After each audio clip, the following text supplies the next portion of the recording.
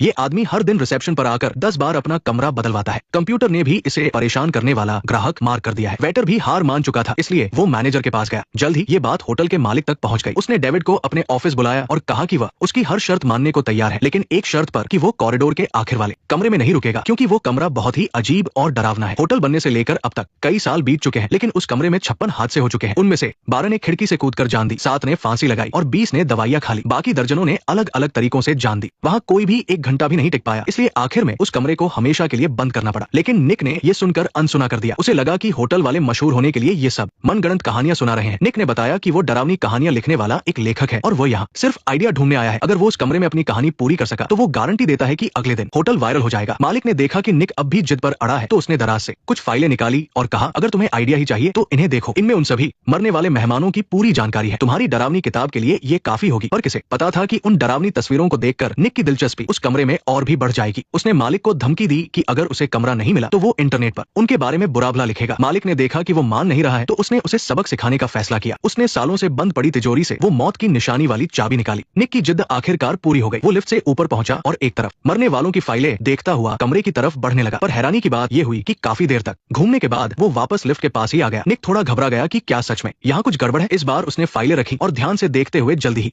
कमरा नंबर 1408 के पास पहुंच गया। तभी बगल के कमरे में एक औरत बच्चे की गाड़ी लेकर अंदर गई। सब कुछ नॉर्मल लग रहा था। निक दरवाजे पर काफी देर तक हिचकिचाया और फिर चाबी अंदर डाल दी। उसने एक लंबी सांस ली और हिम्मत जुटाकर दरवाजा खोल दिया। लेकिन जैसे ही उसने लाइट जलाई, उसे उस रहस्यमयी कमरे को देखकर थोड़ी निराशा हुई। उसे लगा था कि अंदर का नजारा बहुत डरावना होगा, लेकिन ये तो एक साधारण सा कमरा था। उसने अपनी आदत के मुताबिक सिगरेट निकाली और रिकॉर्डर लेकर कमरा और बाथरूम चेक करने लगा। वहाँ सब कुछ आम था। टीवी पर भी वही बोरिंग प्रोग्राम चल रहे थे। दराज में रखी एक बाइबल के अलावा बस दीवार पर लगी वो पेंटिंग थोड़ी अजीब लग रही थी। निक बिस्तर पर लेटकर सब कुछ रिकॉर्ड करने लगा, पर थोड़ी देर बाद ही उसे बहुत तेज गर्मी लगने लगी। पता चला कि कमरे के एसी में कुछ खराबी थी। खैर, कमरा काफी समय से बंद था, तो ये मुमकिन था। उसने एक टिश्यू से पसीना पोंछा और मेंटेनेंस विभाग को फोन किया। उसने खिड़की खोली ताकि ताजी हवा आ सके। तभी अचानक रेडियो बजने लगा। उसने मुड़कर देखा तो हैरान रह गया कि जो बेडशीट उसने खराब की थी वो फिर से ठीक हो गई थी। यहाँ तक कि इस्तेमाल किया हुआ टिश्यू भी तरीके से मुड़कर रखा हुआ था। उसे यकीन हो गया कि कमरे में कोई और भी है। उसने अलमारी और बाथरूम सब छान मारा, पर उसे कोई नहीं मिला। लेकिन इस बात ने निक को और भी उत्साहित कर दिया। उसने रिकॉर्डर में सब दर्ज किया और फिर स्पेशल लाइट से कमरा चेक किया। वाकई हर कोने में खून के धब्बे बिखरे थे, जो शायद उन मरने वाले लोगों के थे। ये देखकर निक की रूह कांप गई। उसने जल्दी से सारी लाइटें जला दी। तभी उसने देखा कि दीवार पर लगी वह पेंटिंग टेढ़ी हो गई है। उसने उसे सीधा करने की बहुत कोशिश की, पर वो सीधी नहीं हुई। वो अभी सोच ही रहा था कि तभी दरवाजे पर दस्तक हुई। मैकेनिक आ चुका था,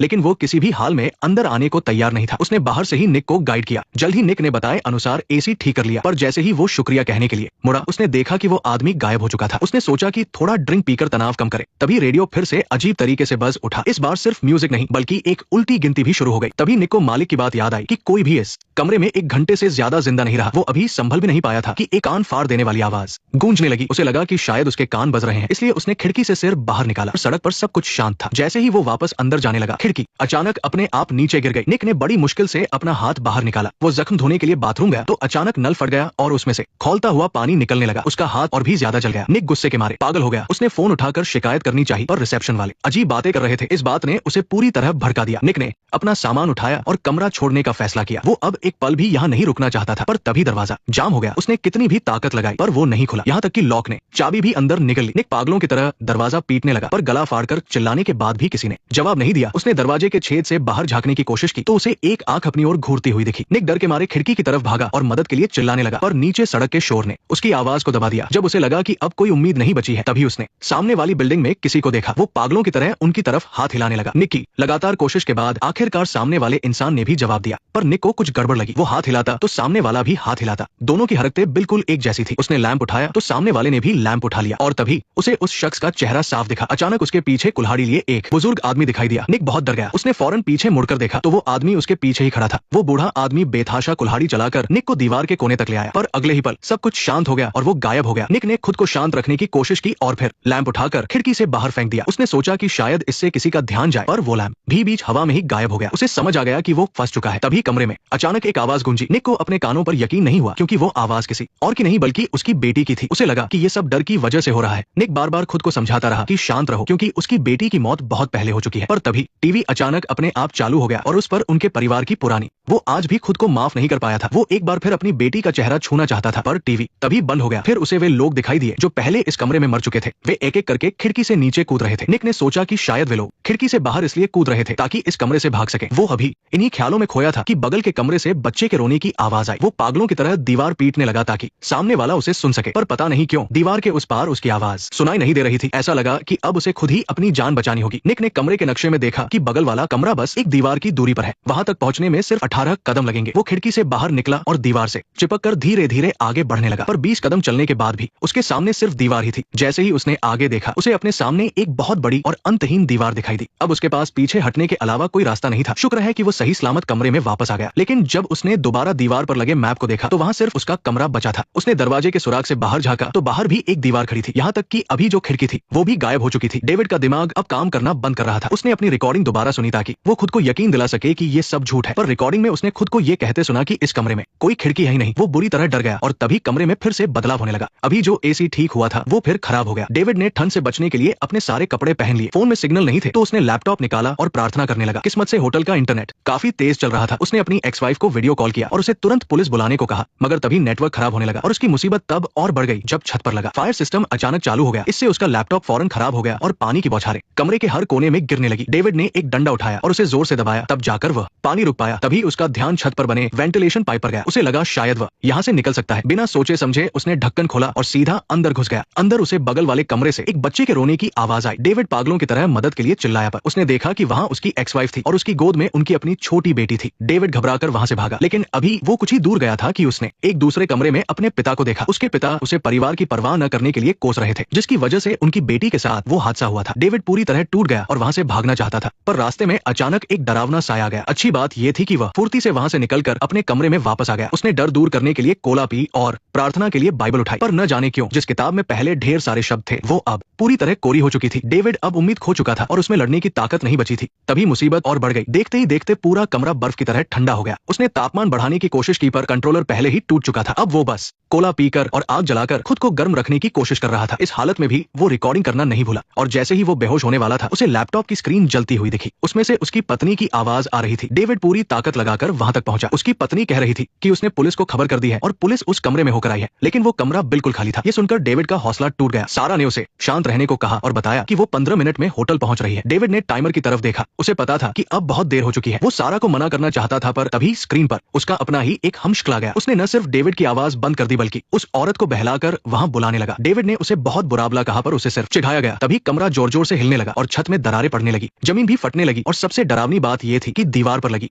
पेंटिंग सच होने लगी। कमरे में मूसलाधार बारिश होने लगी और अगले ही पल समुद्र का पानी अंदर घुस आया, जिसने सब कुछ डुबो दिया। उसने जान बचाने के लिए एक लकड़ी का टुकड़ा पकड़ा, पर मौत अब बस कुछ ही समय दूर थी। जब उसकी आंख खुली तो वह अस्पताल में था और सारा पहले से वहां मौजूद थी। उसने बताया कि सर्फिंग के दौरान डेविड का सिर टकरा गया था और बीच पर मौजूद लोगों ने उसे बचा लिया, पर डेविड को याद था कि वो उस हॉन्टेड होटल में था। वो वहां से 1000 किलोमीटर दूर यहाँ कैसे आ सकता था। सारा भी उसकी बातें सुनकर हैरान थी, पर उसे लगा कि शायद ये कोई बुरा सपना था। दोनों फिर से साथ रहने लगे और उनकी जिंदगी खुशहाल हो गई। डेविड ने उस खौफनाक हादसे पर एक किताब लिखी जिसे लोगों ने बहुत पसंद किया। सब कुछ ठीक चल रहा था, पर एक दिन जब वो पोस्ट ऑफिस गया तो उसने देखा कि वहां का क्लर्क बिल्कुल उस होटल के स्टाफ जैसा दिख रहा था। इससे पहले कि वो कुछ समझ पाता, उस क्लर्क ने शीशा तोड़ दिया और देखते ही देखते बाकी कर्मचारी दीवारें तोड़ने लगे, यहाँ तक कि जमीन भी उखड़ने लगी और उसके सामने फिर से वही कमरा था। तब उसे एहसास हुआ कि वो वहां से कभी निकला ही नहीं था। हालांकि पानी की वजह से अब वो कमरा खंडहर बन चुका था। अचानक वहां की चिमनी में आग जलने लगी और उसके अंदर एक ताबूत रखा था। डेविड ईश्वर से मदद की भीख मांगने लगा। तभी पीछे से एक आवाज आई। ये उसकी मर चुकी बेटी थी। वो जानता था कि ये सब वहम है, पर वो बहुत असली लग रहा था।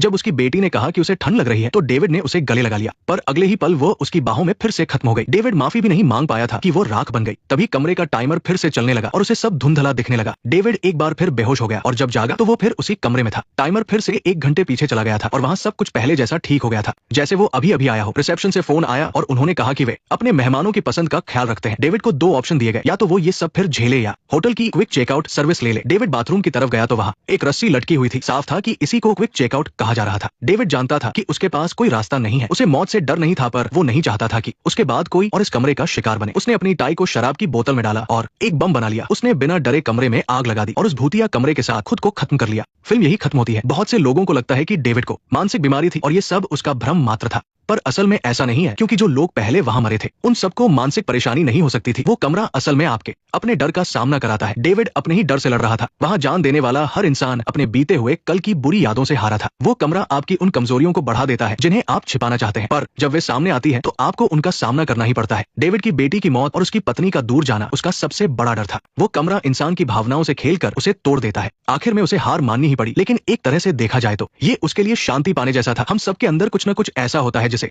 हम देखना नहीं चाहते, कोई पुरानी कड़वी याद या कोई गहरा डर। अगर आप उनसे भागेंगे तो वे आपको हमेशा परेशान करेंगी, पर अगर आप हिम्मत दिखाकर उनका सामना करें तो शायद जिंदगी बेहतर हो जाए। डेविड ने भी अंत में अपनों की परवाह करना सीखा और यही जिंदगी का असली मतलब है। इस फिल्म के दो अंत हैं, एक में डेविड मर जाता है और दूसरे में फायर फाइटर्स उसे बचा लेते हैं। आपको जो भी पसंद आए, कहानी गहरी है। चलते चलते बस इतना कहूंगा, होटल में कमरा सोच समझ कर चुनिएगा। नेक्स्ट पार्ट देखने के लिए वीडियो को